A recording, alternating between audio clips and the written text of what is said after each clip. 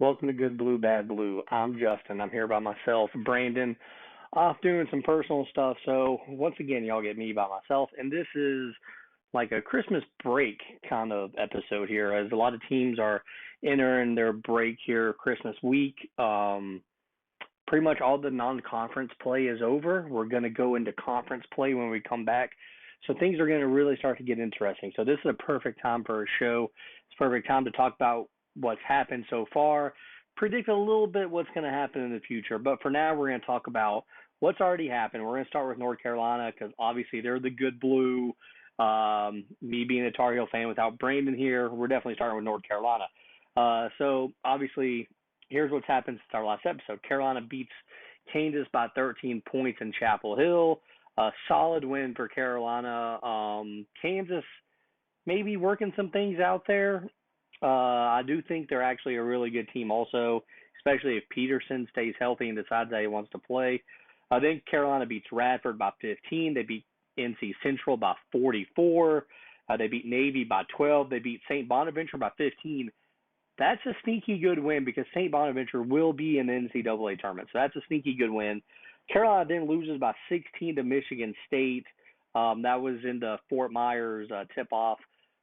Michigan State's a strong team. Honestly, I think, I think Tom Izzo has a great team up there. No shame in that loss for Carolina. I think, I think at some point they're not really a young team, Carolina per se, but they are new together. So, they had to work some things out. So you felt like a loss was going to happen at some point. And no shame in losing to Michigan State on a neutral court. I do wish that was played at a better arena. That arena seemed weird. The floor was wet. Everybody was falling down. I think that definitely changed it up. I think this could have been a lot better of a game. Not saying Carolina would have won, but I think it would have been a lot better of a game had, the circumstances been a little bit better. Carolina then goes into Kentucky and wins by 3. Huge win.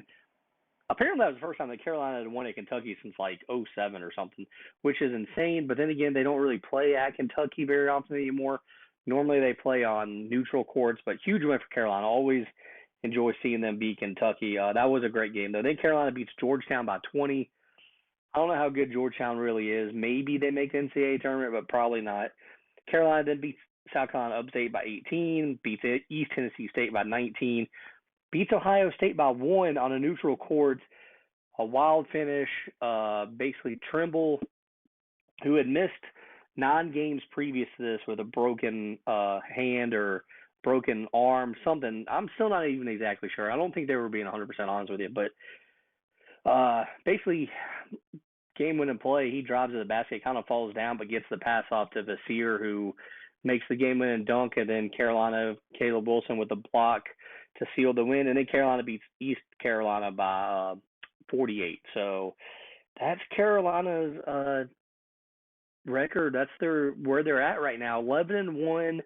Only 4 times since 2000 have they started 11-1 or better.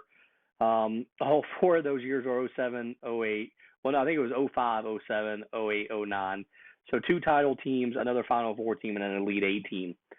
So there you go. And it's not been like a super easy schedule, but it's also not been super packed like Hubert Davis has had the last couple of years. I think he's finally figured out that you don't need to play every game against a solid opponent. You can have some cupcakes in there. And I think this was a very well-balanced non-conference schedule. I liked it a lot. Let's get to kind of, how the certain players are doing. Caleb Wilson, I mean, my goodness. Is he way better than advertised? Absolutely. Averaging 19.6 points and 10.8 rebounds. I think this could be the best freshman that this is definitely the best freshman that Carolina's had since Tyler Hansbrough. And yes, this is his only year in Chapel Hill. Okay, I can understand it. I like the comparison that people have made when they compare him to Antoine Jameson. I like that comparison a lot. He does remind me of Antoine Jameson, but I also just really like his defense. He blocks shots. He gets some steals. He does get lackadaisical at times, but he's also a great passer. Doesn't really make too many bad decisions. He's a little too aggressive at times, but I'm okay with that too aggressiveness instead of too passive. again, though, he's really good. He's kind of moved to power forward now after being small forward for pretty much the whole time that Trimble was out. Now that Trimble's back, he's kind of moved into the power forward spot. Let's get into the center, Henry Vassier, also way better than I thought it was going to be. I thought it was going to be a pretty decent big. This could be the best big man that Carolina. I think this is the best big man that Carolina's had probably since Tyler Zeller. And a lot of people are comparing them to Henson and Zeller with Wilson and Vassier, and I like that comparison a lot. But Vassier averaging 16 points, 9 rebounds. Dude can hit threes. Had 4 threes in the last game. Can get some blocked shots. He's kind of aggressive. He's not super strong, so he doesn't get pushed around a little bit, but he knows the right plays. He's vocal, which is one thing I really like about the whole team is that they're really vocal. But Vassier has been unbelievable. Seth Trimble averaging 14 points.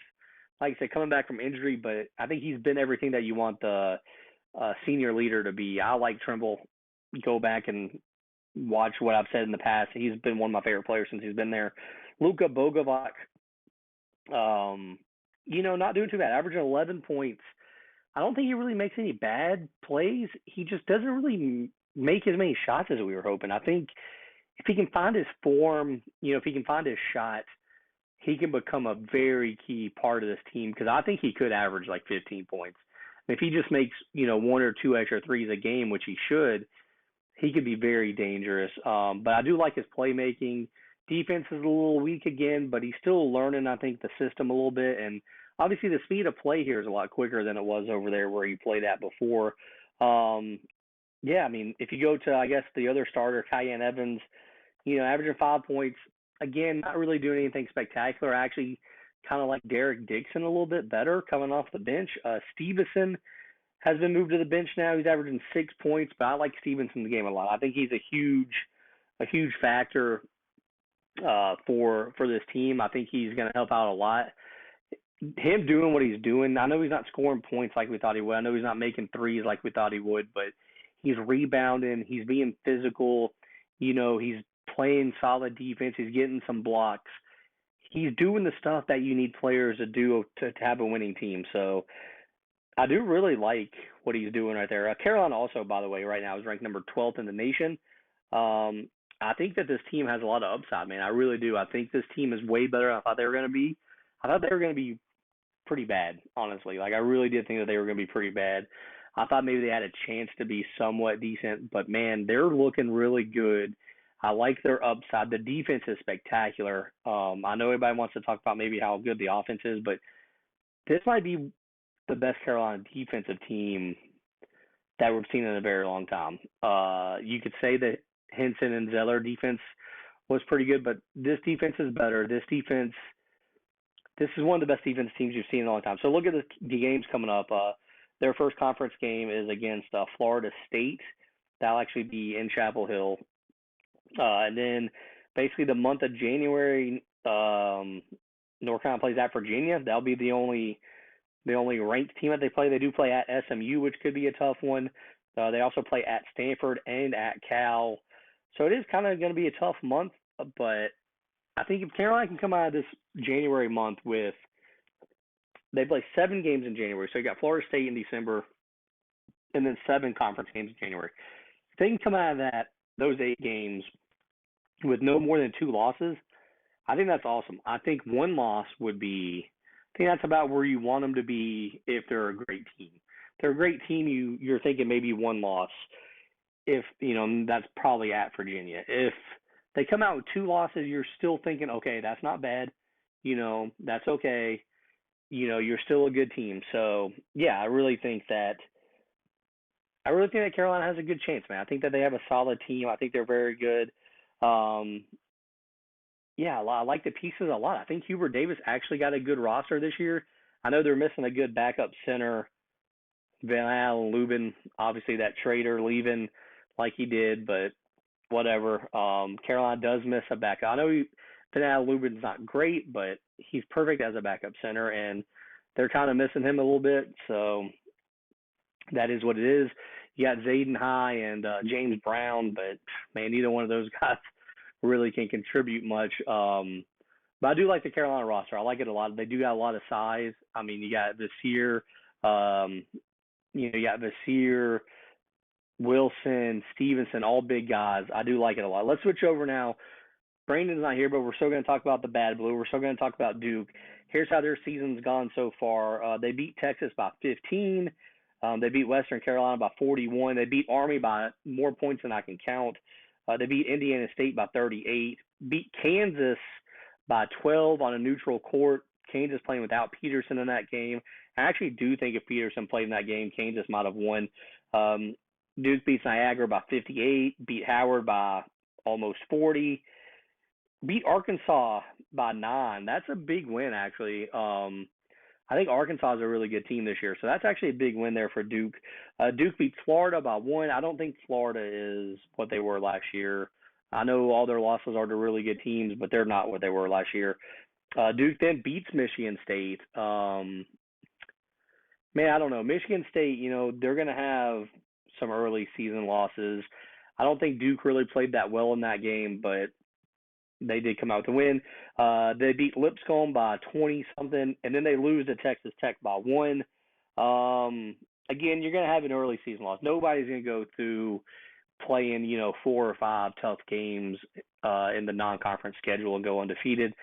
So obviously, a loss there, it happens. I mean, it's kind of surprising that it happened against Texas Tech, but it is what it is. If you look at their stats so far, obviously it's the Cam Boozer show. He's averaging 23 points, 10 rebounds, 4 assists.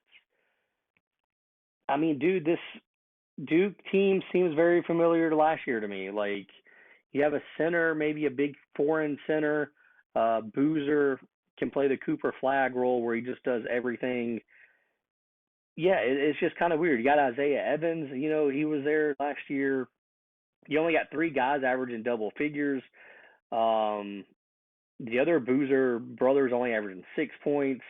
Sarr is only averaging 6 points. Caleb Foster is up to 9 now this year.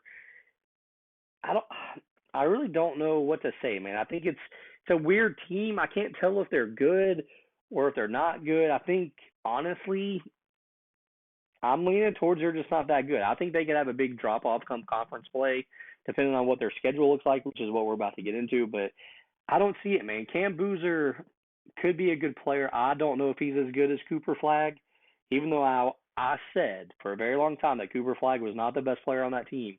Con Knipple was. And if you look at what they're doing in the NBA, Con Knipple is doing wonderful. Cooper Flag's playing pretty good too, but I don't know. I just don't know if Boozer can do what Flag did. I don't know if the pieces around him are as good either. He doesn't have that Con Knipple. Cooper Flag had Con Knipple. I don't know who Boozer has to make up for that. So if you look at Duke's game, they play 8 games in January, 1 in December. So they start the conference play with Georgia Tech. They're also going to play at Louisville. That'll be their tough one. And then later in the month, they actually play Louisville at home. So they got a couple tough ones there. They get SMU at home. They do play at Cal. They do play at Stanford as well. So both Carolina and Duke play there. And they play at Virginia Tech. Honestly, this is kind of a tough schedule for Duke. They play 9 games, so 9 games between now and the end of January. It wouldn't surprise me if they go like 5-4 or 6-3. It really would not surprise me at all. Would not surprise me at all if they're 5-4 or 6-3. I think if they're 7-2, okay, they're still a really good team. Obviously, if they go 8-1 or 9-0, unbelievable. Then maybe they really are a great team. But I'm leaning towards. I think they go 5-4.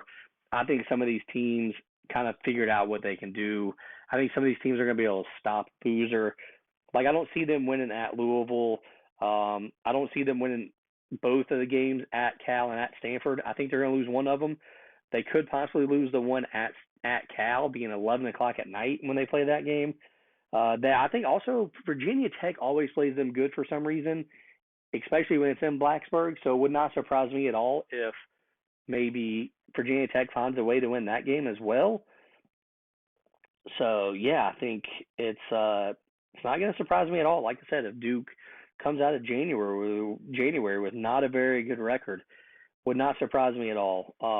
But also at the flip side, I'm not going to be shocked if they're like 8-1 or 9-0. I think this year with them though, there's questions. It's not like last year where I think, the ACC was a little weaker last year, and we knew that Duke was going to have a great record, even though I didn't think Duke was that great last year. But this year, I don't see it, man. I really don't. Let's move to the ACC as a group. We got four ranked teams.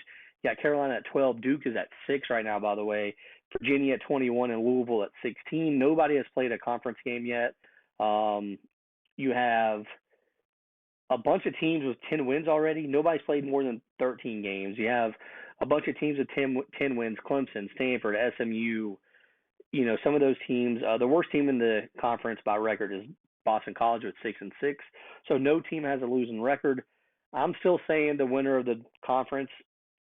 Honestly, right now, different than what I thought at the beginning of the year, but right now, I think the winner of the conference might be Carolina or Virginia. I really do.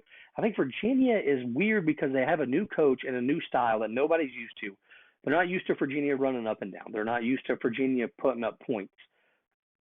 That's what Virginia is doing now. They have a coach who I think is great. Ryan Odom is going to do a wonderful job there. But I think Carolina and Virginia are the top two right now.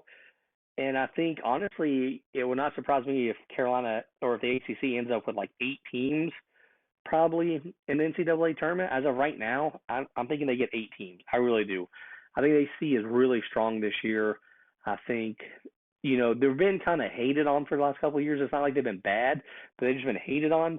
But I think this year, the ACC is really strong, and I think they're going to show people what they can do. Let's move on to the national scene here. Basically, your top 5 right now is Arizona, who's 11-0, Michigan, who's 11-0, Iowa State 12-0, UConn 12-1, Purdue 11-1. That's your top 5. Arizona and Michigan, I think, are pretty much who everybody's talking about being 1 and 2. And if you look at the votes, yeah, they are. Iowa State did get one first place vote.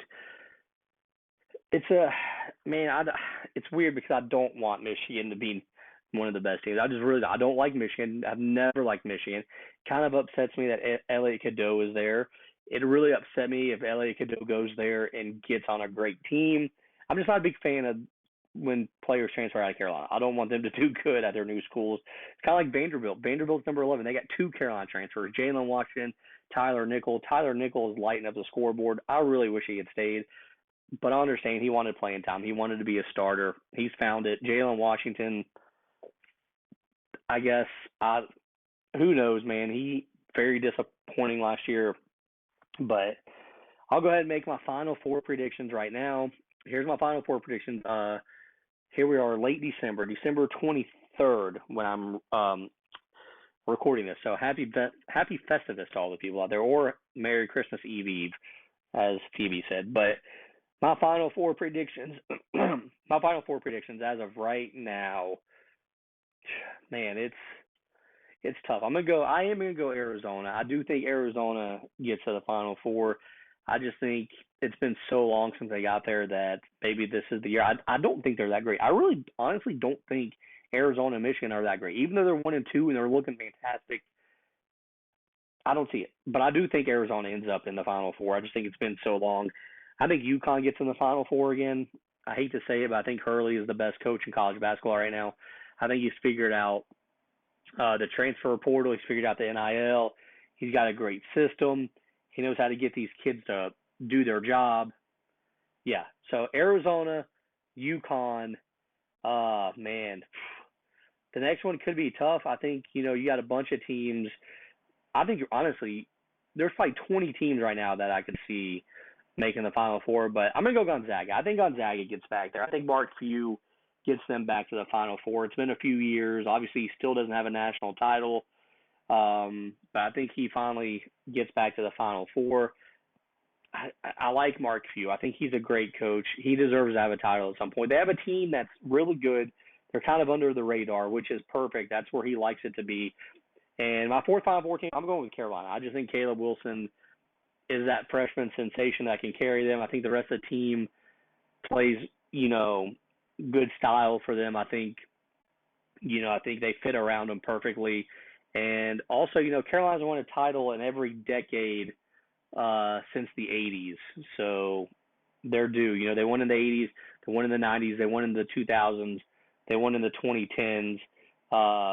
So yeah, I think maybe it's time. We're running out of time in this decade. So that's my final four. December 23rd. That's my final four. What did I say? Who did I say? I forgot. Arizona, UConn, Gonzaga, and Carolina. No Cinderellas. I think honestly, man, it's gonna be tough for Cinderellas to get there because with the new NIL, the new transfer portal, it's gonna be hard for Cinderellas to really get a great. I know BYU could be considered a Cinderella, but let's talk about like true Cinderellas. Like let's talk about the 8 seeds, the 10 seeds, the 12 seeds. I don't see any of them making it anymore, man. I really don't until they figure out a way to limit the transfers and stuff like that. I just don't see it. So I'm gonna go with four heavyweights in my final four, and yeah, we'll see if I'm correct. We'll see how much that changes when we start the next episode, whenever that may be. Sorry, we're so far few between, but like I said, Brandon's got stuff going on, and well, it's hard to do the show by yourself. Y'all are probably tired listening to me talk, but that's it. Good blue, bad blue. Like, subscribe, comment on the Podcast Hell channel on YouTube. Make sure you subscribe. And until next time, guys, we'll check you later.